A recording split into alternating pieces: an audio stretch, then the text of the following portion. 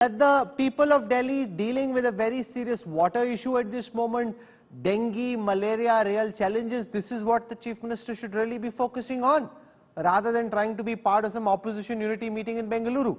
Jasmine. Rahul, if only the BJP had obsessed about issues like inflation, unemployment, as much as the BJP spokesperson is obsessing about Aam Aadmi Party, its past, present, future on this show, then I think the country would have been in a much better position. Let me come to the main issue of today. The opposition parties are meeting together in Bangalore, not just because they want to save the constitution, but because the country is waiting for an alternate vision to be articulated. Let Jasmine Your Kejriwal is a fraud. This again shows who's this kind, this kind of brash behavior is very clear. And I think, Rahul, this has been going on in the country for the last 9 years. People are tired of this kind of arrogant, rowdy behavior that BJP netas and spokespersons show everywhere. They have been elected with a mandate. They have done nothing with their mandate. And people have made up their mind to say Tata bye-bye to Mr. Modi in 2024. The question is, will the opposition put together a credible alternate vision? And that is where I feel the Bangalore meeting is going to be a path breaker. It is not just about defeating Mr. Modi and saving the constitution, but actually putting the country back on the path of progress, which unfortunately for the last 9 years, we have only been suffering. No, but there are some very critical issues, Rahul Shrivastava, which at some point in time will need to be addressed. You can say that let's deal with the issue of seat allocation later, but will there be a convener? Will there be one person who's supposed to run the secretariat of this opposition, who is supposedly a convener of sorts? And who could that convener be? Is there any clarity? Do they want to have a convener? Who could this convener be? What kind of powers will he have? See, Rahul, that's where lies the real problem. What I will say that in these two meetings and intervening period, and maybe sometime in future, this entire coming together of opposition parties, and remember, one coming together of the group of opposition parties, because a lot of opposition parties commanding a lot of seats are out of this opposition. So there are technically now two oppositions to Narendra Modi. They are going for the low-hanging fruit, Rahul, right now. That low-hanging fruit is a template which says behind me, United We Stand. Now you can create a template, United We Stand, but the nuts and bolts of it, someday they will have to present to the public to create that vision, as one of the panelists was saying. A vision is not created easily, where a Mamta vision has to go and be in sync with the Sitaram Yechuri vision. Now, how do you achieve that vision is the key task. I think it will be very difficult. I think what the idea is to keep building this template that we are united, keep going for the low-hanging fruit, create subcommittees. A convener is also very difficult, Rahul, because what happens to a convener, what kind of powers does he have vis-a-vis a Congress or a Mamta Banerjee or a Arvind Kejriwal? Because today Kejriwal is here in the meeting, 4 days later he may be in Rajasthan and Madhya Pradesh denting the Congress party. Now Congress may complain to the convener, please harness Mr. Arvind Kejriwal. Can the convener do that? Where does he get that authority? Will there be a steering committee or a coordination committee like we had in United Front time? That was again post-election, Rahul.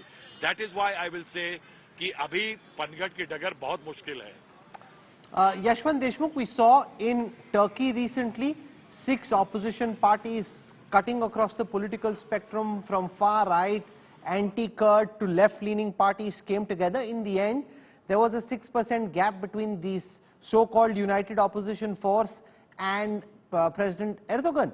So he won again, despite there was a tighter fight, there was more excitement than there would have been had these opposition parties had they fought separately. But in the end, the charisma of Erdogan won. Are there some similarities, dissimilarities that you pick up from the opposition's efforts to unify in Turkey and what that could mean for India?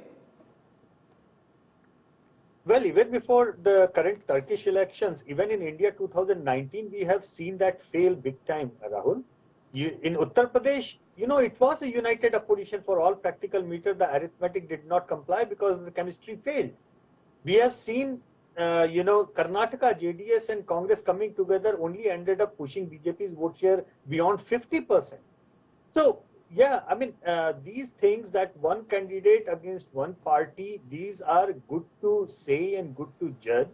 In India, we have seen this function and this work in 67, 77 and 89 when there was enough issue on the ground for people to mobilize on against the central leadership, or the unpopularity of the central leadership forced the people or the opposition candidates to rely on that.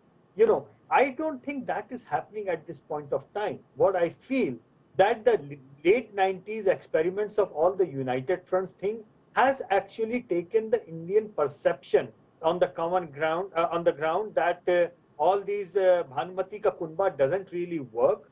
People have stopped voting for Jod Tod ki sarkars anymore. People are not giving an indecisive mandate or a hung assembly anymore. People are going for a sweeping verdict in whatever they are giving a precise mandate. Aam Aadmi Party won a huge mandate in both the states. Congress won a huge mandate in Karnataka right now. But I don't think people are going to confuse the ragtag coalition, and that too on the convenership. You know, Rahul, it's so interesting to figure out who the convener is going to be. Who would you Arvind make the Kejriwal convener? is Yashwant taken as- Deshmukh? Purely by logic, who do you think is the most logical convener?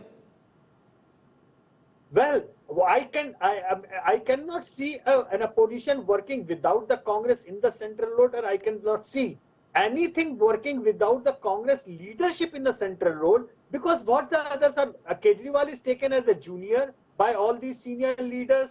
Nitish Kumar, hell no. What Nitish Kumar is going to tell the people in Bengaluru, make me the Prime Minister and I will convert Bengaluru to Patna. What exactly is the program that he is going to talk about at the national level? Rahul. So, Okay. without Congress, all this entire central Okay, opposition alliance Sanju is not going Verma, to be final done. words. Without the You know, Congress some of what leadership, Yashwant this is not Deshmukh is going to saying would give you some comfort that it's not just the electoral arithmetic, ultimately it's the chemistry, and the BJP's big hope will be that chemistry still lies with Prime Minister Modi. But you also have now 10 years of anti-incumbency. You now have 10 years of anti-incumbency that you're up against. Sanju Verma, final words. Rahul, I need my uninterrupted time, because you know you've got panelists from parties which have barely one Lok Sabha seat and are sitting here and giving a gyan to the BJP. Let me just say this. You know, there is this famous kahavat. हमको मालूम है जन्नत की हकीकत क्या है, हमको मालूम है जन्नत की हकीकत क्या है, लेकिन दिल को खुश करने के लिए गालिब ये ख्याल अच्छा है. So while the Aam Aadmi Party and the Congress can hallucinate, Mungeri लाल के सपने देखते रहिए, but let me tell you Rahul, you know the Aam Aadmi Party का अनपढ़ गवार spokesperson मोदी जी ने क्या किया है? So ये किया है मोदी जी ने. Last 5-year inflation average 5.2% despite a debilitating COVID. 48 crore Jan Dhan accounts, the largest global financial inclusion scheme. Ayushman Bharat, 1 minute, the world's largest healthcare scheme, 11 crore plus toilets. No, this is not time for an election speech. This is not time for an election speech. The world's largest self-employment scheme. You are counting some of the achievements of the BJP government. Ultimately, it's the voters who need to weigh in on whether the Prime Minister has done more or they think the opposition holds more promise. Please. Okay, Rohan, I'm out of time, so I want to give you just 20 seconds to wrap up very quickly. Rahul, I totally disagree with what you said or what one of the sephologists say, because if that is the case, why BJP is trying to recreate NDA? Why 38 parties? If Because they don't want to take a risk. They want to be doubly sure that they're winning. They want to win bigger than last time. They know the ground reality is changing. People are voting for issues now. They know that. And that's why they are shattered. They are shattered with opposition unity. And that's why they are now coming together with 38 parties. If they had confidence on Mr. Modi, if they had confidence on the promises what Mr. Modi made, which are now jumlas, they wouldn't have recreated NDA. They could have confidence that yes, BJP alone will fight and give the narrative to the people, yes, Mr. Modi versus all. Now they themselves have killed this narrative because they themselves are shattered.